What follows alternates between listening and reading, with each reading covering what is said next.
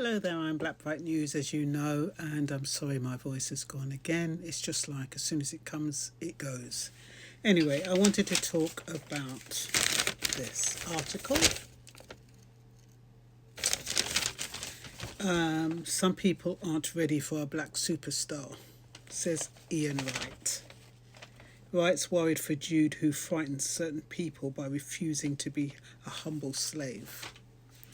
So, I've got my notes that I'm going to read as usual because I don't like what I find is when I ad lib, I digress and then I run out of time, and what I wanted to share with you, I end up forgetting, or it doesn't get said. So what I do is I'll read my notes and then I'll ad lib at the end if I've got time. So, why did Ian Wright say some people are not ready for black superstars? And that's what was in Friday's Metro. Apparently, according to the Metro, Bellingham has come under criticism from the media for his visible frustration at being substituted in England's World Cup qualifying win in Albania. He's like, ah. England coach Thomas Tuchel responded by saying Bellingham must accept and respect the decision. Humility, however, doesn't come easy with some black people, so obedience and acceptance can be a challenge. But I'm not sure why the media is making such a big deal out of Bellingham situation when a number of top-level footballers have reacted in a similar way. We've got Cristiano Ronaldo. During the Portugal match, he showed frustration when substituted.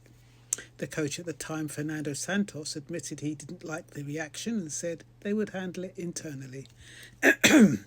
Granit Xhaka, when substituted at Arsenal, he made angry gestures to fans. His then manager, Unai Emery, publicly criticised the behaviour. And then there was Zlatan Ibrahimovic. At AC Milan, he reacted angrily when taken off.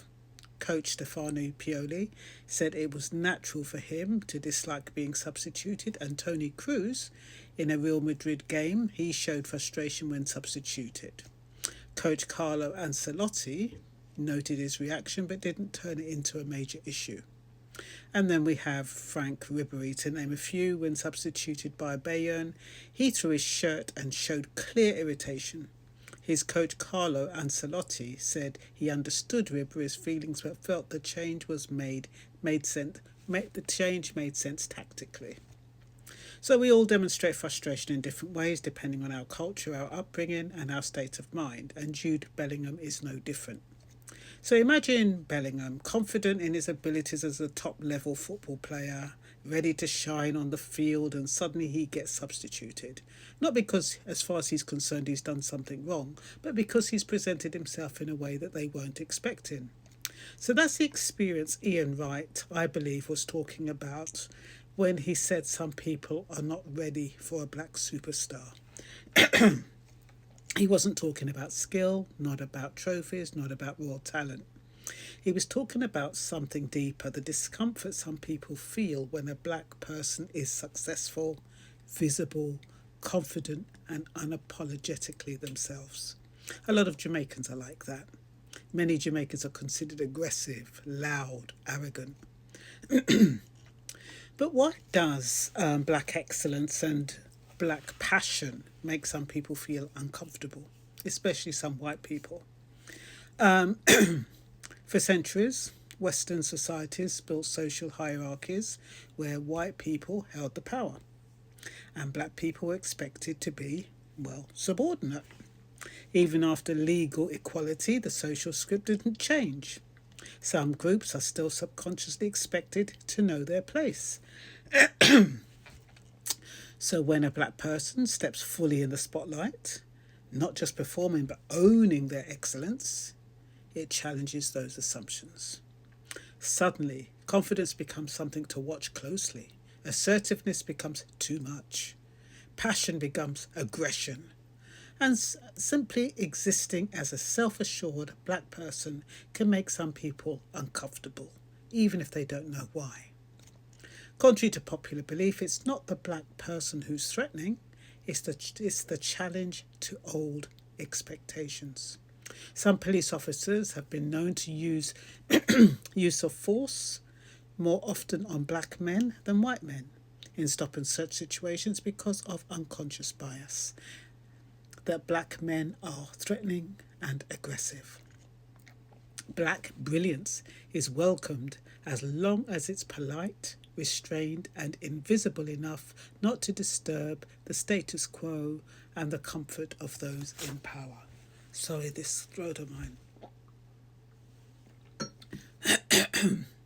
This is why so often when black people are passionate about something, it's misread as anger or threat.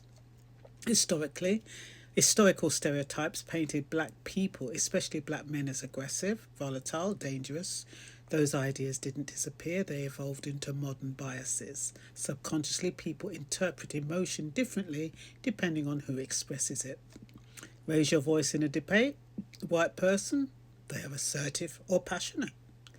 Black person doing the same thing, suddenly it's angry and loud, we're intimidating. So, add in the British cultural norms, understatement, politeness, and that famous stiff upper lip, and what feels like authentic passion becomes too much. And I can understand that, because if you come from a culture where there's a stiff upper lip and you're more reserved and you are polite, and then somebody's going, what man, guan, and all that kind of stuff, it is like, ooh, what's wrong with her? So for black women, it's even more intense. Society expects women to be gentle, polite, accommodating. Combine that with racial stereotypes and you get the infamous angry black woman label. A black woman speaking confidently or defending herself risks being called aggressive, even if she's calm, reasoned, and measured. So, what else have I got here? I just wanted to say a last thing. Oh yeah, in summary, there is strong evidence of racial bias in football commentary, which affects how black players are described generally.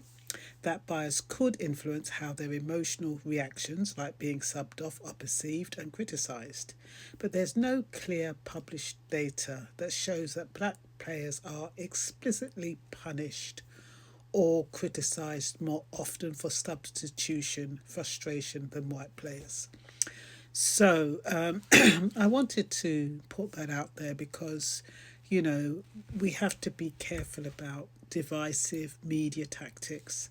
We have to think about how things are worded, how things are perceived. And people might look on Jude Bellingham and think he's overreacting, he was aggressive, he needs to be punished, he shouldn't be a footballer, why is he still a footballer? But when you have, like I said, all these other footballers like Cristiano, like Ronaldo and others, you have to think about how were they treated, how did the public react to those. Yeah, you might have got a little news snippet, but was it as broadcasted as Jude Bellingham's situation? Was it, embellished as much? And and you have to think about Jude Bellingham in this situation. How is he feeling now? Is he feeling remorseful?